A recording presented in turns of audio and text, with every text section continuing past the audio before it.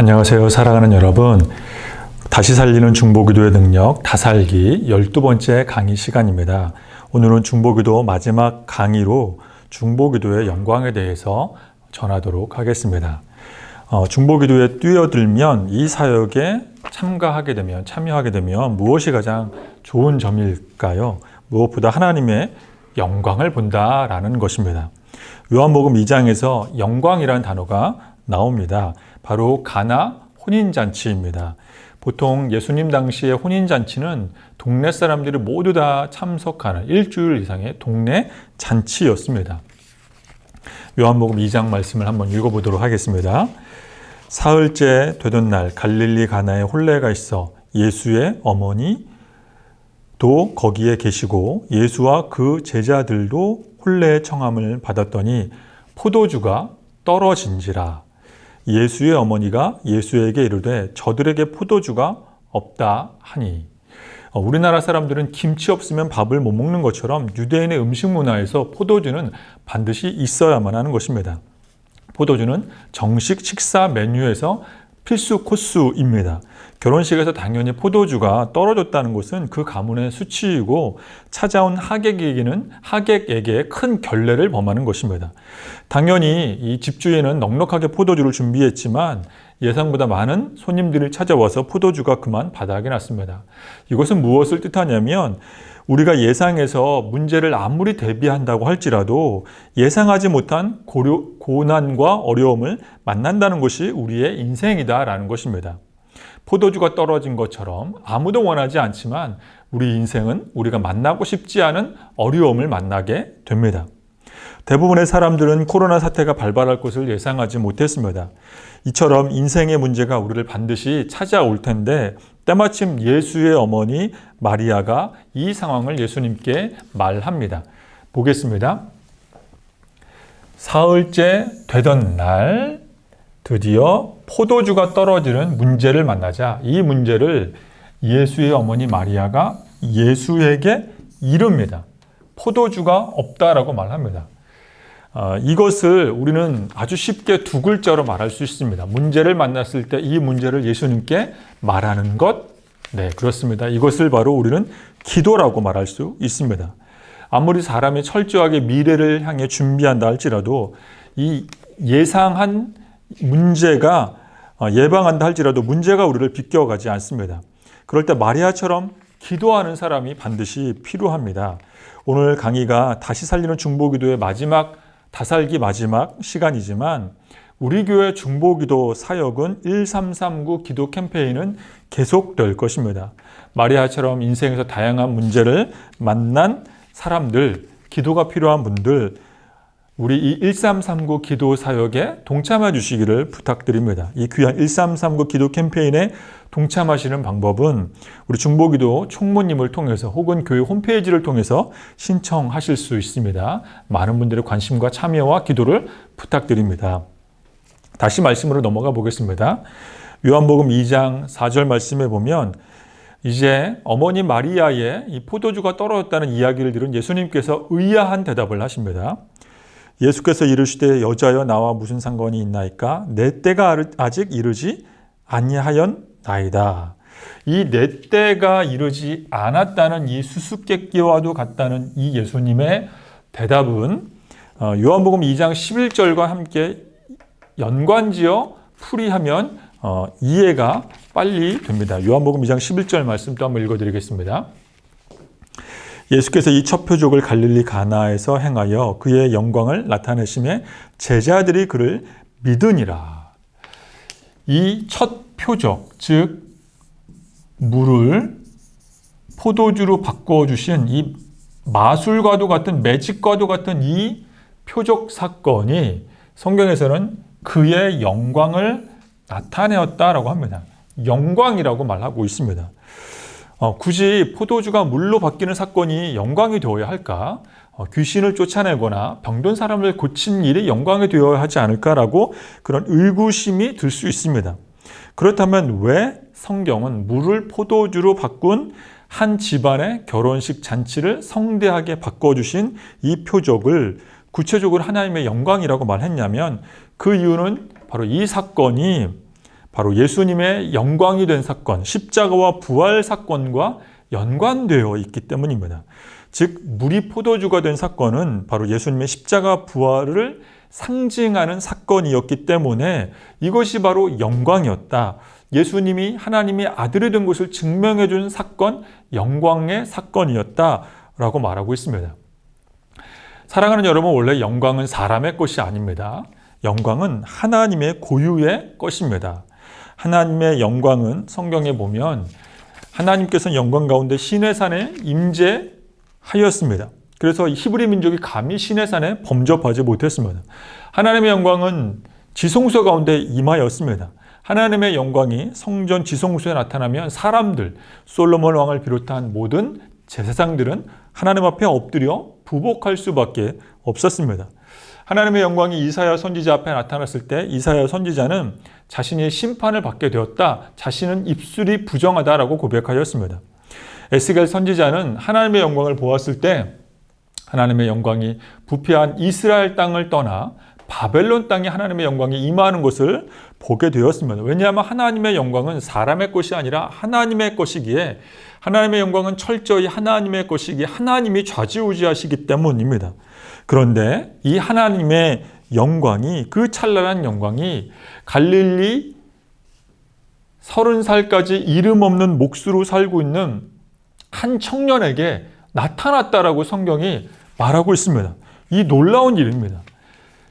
갈릴리에서 30살까지 무명의 목수로 살고 있었던 예수라고 하는 이 사람에게, 청년에게 그 놀라운 하나님의 영광이 나타났는데 그것이 무엇과 연관되어 나타났냐면 물을 포도주로 바꾼 표적과 연관되어 나타났다는 것입니다.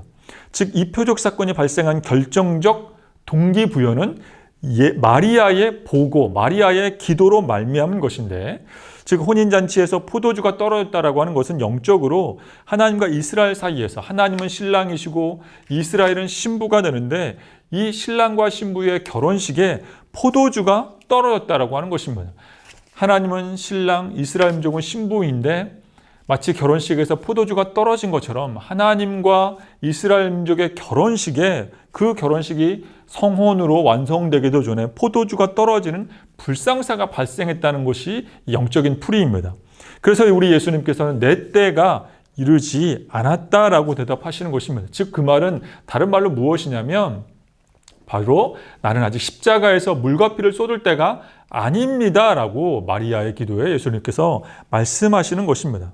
그러나 마리아는 예수님의 표적을 행하도록 간청합니다. 그래서 결혼식장 하인들을 동원해서 대형 돌 항아리에 6개의 물을 채우게 합니다. 거기에 예수님은 이제 물을 가득 채우게 하시고 연회장으로 배달 가게 합니다. 당연히 포도주로 변한 물은 최상급의 포도주입니다. 무슨 영문인지 아무도 모릅니다. 결혼식 주최자 연회장도 모릅니다. 그러자 성경은 이렇게 말합니다. 요한복음 2장 9절에서 연회장은 물로 된 포도주를 맛보고도 어디서 났는지 알지 못하되, 여기가 중요합니다. 물 떠온 하인들은 알았습니다. 왜냐하면 이 모든 일의 배경을 하인들은 직접 보았기 때문입니다. 또 누가 알고 있을까요? 이 영광을 누가 알고 있을까요? 바로 예수님의 어머니 마리아가 합니다. 왜냐하면 기도한 당사자이기 때문입니다. 자, 여기가 중요합니다. 중보기도자는 그 누구보다도 하나님의 표적 사건을 깨닫게 되는 영광의 체험자가 된다는 것입니다. 하나님의 영광의 최초 발견자, 바로 중보기도자가 됩니다. 이 중보기도를 통해서 하나님의 영광의 비밀을 깨닫게 됩니다. 이것이 바로 기도자의 특권입니다. 그러므로 사랑하는 여러분, 기도하기를 포기하지 마시고 꾸준히 기도하시기를 바랍니다. 만약 우리의 기도로 우리나라가 통일이 된다면 누가 통일의 영광, 그 비밀을 알까요? 바로 중보기도한 사람입니다. 만약에 코로나19가 갑자기 종식된다면 우리는 그 영광의 비밀을 누가 알고 있을까요? 코로나19 종식을 위해서 기도한 이름 없는 중보기도자입니다. 만약 교회가 원인 없이 계속해서 부흥을 한다면, 그 원인을 분석할 수 없는데 계속해서 교회가 부흥한다면 그 영광의 비밀을 누가 알까요? 바로 기도한 사람만이 알게 됩니다. 우리의 자녀가 스펙이 부족한데도 대기업에 합격한다면 우리 남편이 운동도 하지 않고 어떤 건강도 잘 챙기지 않는데 그냥 이유 없이 건강하다고 한다면 누군가가 우리의 자녀와 남편을 위해서 기도하기 때문입니다. 기도한 사람만이 압니다. 기도한 사람만이 하나님의 영광의 역사를 알게 됩니다. 그러므로 우리도 마리아처럼 기도하며 하나님이 은밀히 베풀어 주시는 하나님의 영광을 목격하는 중보 기도자가 되어야 하겠습니다. 다음으로 이제 바울의 중보 기도 요청을 통해서 중보 기도를 요청하는 우리의 태도에 대해서 배워보도록 하겠습니다. 솔직하고 정중하게 기도 부탁을 하는 것입니다. 지금 바울은 에베소서 말씀해 보면 로마 감옥에 갇혀 있습니다. 그러면서 바울은 에베소서 6장에서 이제 로마 감옥에 갇혀 있는 자신을 위해서 에베소 교회가 기도해 달라라고 하는 중보 기도를 요청하고 있습니다. 말씀을 한번 읽어보도록 하겠습니다. 또 나를 위하여 구할 것은 내게 말씀을 주사 나로 입을 열어 복음의 비밀을 담대히 알리게 하옵소서 할 것이니 이를 위하여 내가 쇠사슬에 매인 사신이 된 것은 나로 이 일에 당연히 할 말을 담대히 하게 하려 하심이라. 지금 바울은 중보기도 요청을 합니다. 나를 위하여 구할 것은 기도 요청을 지금 하는 대목입니다. 그러면서 바울이 이 복음의 비밀을 담대히 알리게 하도록 또 내가 지금 현재 쇠사슬에 매인 사신이 되었다. 자신의 신분을 말하고 있습니다. 마치 날개 꺾인 독수리처럼 마치 바퀴가 빠진 기차처럼 마치 대형 여객선이 바다가 아니라 사막에 좌초된 것처럼 바울은 지금 큰 고난을 당했습니다. 그래서 기도 부탁을 합니다. 바울은 지금 쇠사슬에 매인 사신이라고 합니다. 전 세계를 돌면서 복음을 전해야 하는데 쇠사슬에 매여 있다고 말합니다. 그러면서 바울은 이렇게 기도 부탁을 합니다. 내게 말씀을 주사 나로 입을 열어 당연히 할 말을 담대히 19절에 나와 있습니다. 똑같이 20절에서도 담대히 복음의 비밀을 알게 해달라라고 하는 기도 제목을 부탁하고 있습니다. 이 담대히라고 하는 이 헬라어로 파르레시아라고 하는 이 단어는 담대히로 번역된 이 파르레시아라고 헬라어는 숨김없이 공경하니 뻔뻔하게 솔직하게라고 하는 그런 말뜻을 가지고 있습니다. 그러니까 다시 말씀드리자면 기도 부탁한다는 것은 솔직하게 말해야 한다는 것입니다. 때로는 뻔뻔할 정도로 매우 현실적인 것이 기도 부탁이라는 것입니다. 사랑하는 여러분, 기도 사역은 사실 어렵고 힘든 사역입니다. 긴장하며 진지하게 가담해야 하는, 참여해야 하는 일입니다. 그러나 동시에 이것은 뻔뻔할 정도로 솔직한 사역입니다. 그래서 우리는 이 기도 사역을 포기할 수 없습니다. 예측하지 못한 코로나를 만나듯이 인생에서 포도주가 떨어지는 것처럼 크고 작은 난관을 직면하게 될 텐데 우리가 이런 문제를 스스로 해결할 수도 있겠지만 우리는 수시로 기도 부탁을 해야 합니다.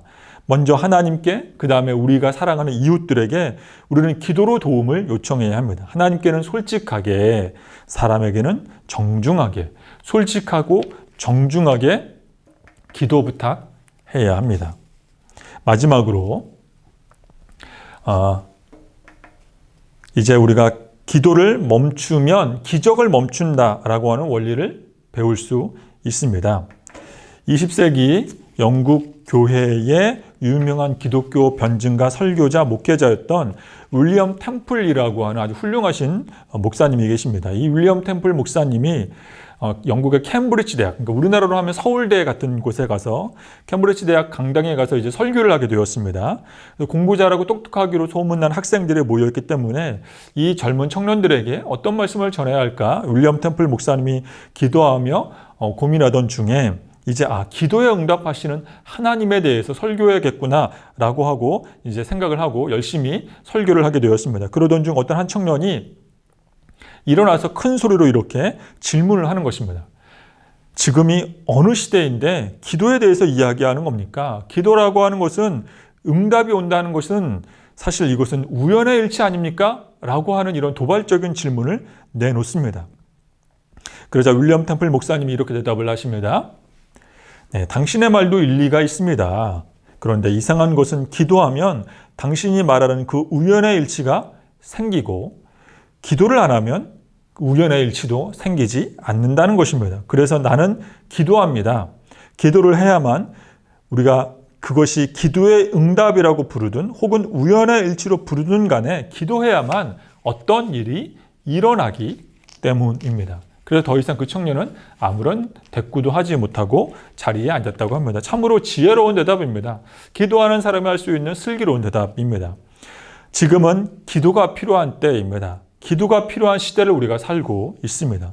교회적으로도 기도가 너무너무 필요합니다. 영상을 시청하는 여러분 각자의 기도 제목이 반드시 있을 것입니다. 포도주가 떨어진 것처럼 어려움이 있으실 것입니다.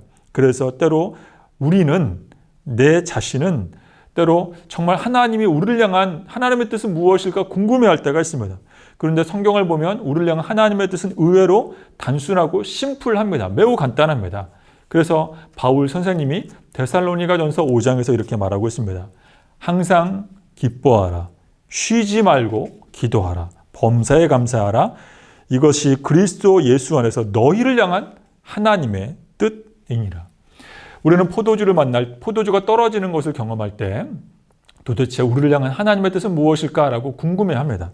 그런데 하나님의 뜻은 의외로 단순합니다. 항상 기뻐하라, 쉬지 말고 기도하라, 범사에 감사하라. 이것이 너희를 향한 하나님의 뜻이다. 물론 항상 기도하는 것, 그것은 어떤 기도의 방법을 총동원하든 간에 솔직히 불가능에 가깝습니다.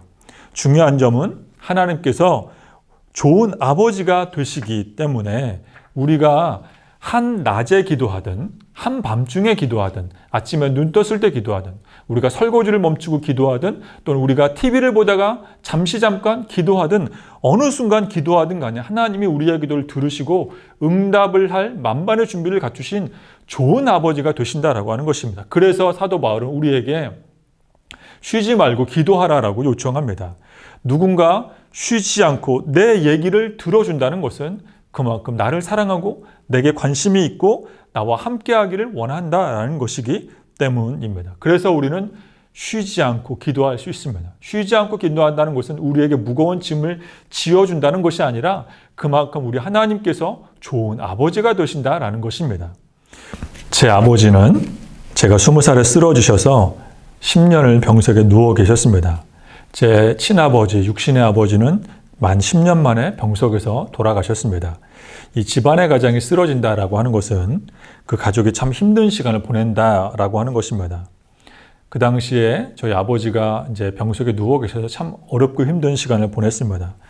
그런데 지금 육신의 아버지, 제 친아버지가 안 계시지만 제가 하나님을 믿어서 제일 좋은 점은 아버지라고 부를 대상이 여전히 제 곁에 계시다라고 하는 것입니다. 그렇습니다. 사랑하는 여러분, 하나님은 우리의 아버지가 되십니다. 참 좋은 아빠, 아버지가 되십니다. 그래서 우리는 그분에게 쉬지 않고 솔직하게 기도할 수 있습니다. 나의 모든 감정을 솔직하게 가감없이 털어놓을 수 있습니다. 하나님은 우리의 좋은 아버지, 아빠이시기 때문입니다. 기도하지 않으면 우리 윌리엄 템플 목사님의 말씀처럼 더 이상 우연의 일치도 사라지게 됩니다. 오늘 배운 중보기도자의 영광을 한번 정리해 보도록 하겠습니다. 중보기도자의 영광, 첫 번째, 우리 중보기도자가 하나님의 비밀스러운 영광을 보게 됩니다. 두 번째, 하나님께는 솔직하게, 사람에게는 정중하게 기도 부탁할 수 있습니다. 세 번째, 기도가 멈추면 기적도 멈추기 마련입니다. 12번째 마지막 강의를 준비하며 이 12번 모든 강의를 저는 나름 성심성의껏 열심히 준비했습니다. 강의를 청취하시는 여러분의 마음은, 느낀 점은 어떠셨나요? 기도에 대해서 알게 되어서 후련해지셨습니까? 홀가분해지셨습니까? 서울대 심리학 민경환 교수님이란 분이 계신데 이분이 몇 해 전에 한국어의 감정 단어를 연구했습니다. 한국인들을 대상으로 500개의 감정 단어를 연구했더니 유쾌, 불쾌의 항목으로 나누었을 때 가장 한국인들이 좋아하는 유쾌한 감정 단어 1위가 홀가분하다라는 것이었습니다. 즉 후련하다라는 것이었습니다. 그것이 우리에게 가장 최고의 힐링 단어라고 그 교수님은 연구 결과를 발표하였습니다. 사랑하는 여러분, 그동안 12번에 걸쳐서 중보기도 강의를 들으시면서 그동안 기도가 응답되지 않아서 답답했던 마음, 불편했던 마음들이 후련해지셨습니까? 치셨기를 간절히 소망합니다.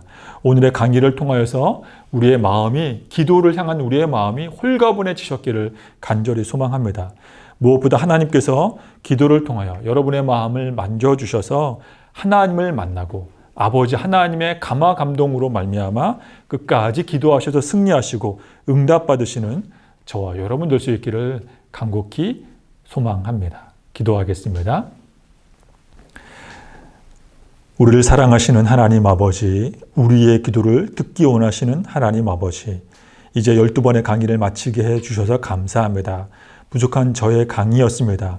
하나님 아버지, 부족한 저를 통하여 하나님 아버지의 마음이 영상을 청취하는 모든 분들에게 전달되게 하시고 오직 하나님 홀로 영광받아 주시옵소서. 간절히 비옵기는 코로나로 인하여 전 세계가 신음하고 있습니다. 하나님 아버지, 우리가 기도합니다. 하나님 아버지, 우리가 기도드릴 때 하나님 아버지 코로나의 종식이 일어나게 해 주시옵소서. 또 영상을 성취하는 우리 모든 분들의 마음의 소원을 응답하여 주셔서 우리가 홀가분한 응답을 체험하는 우리 모두가 되게 해 주시옵소서. 예수님의 이름으로 기도 올리옵나이다. 아멘.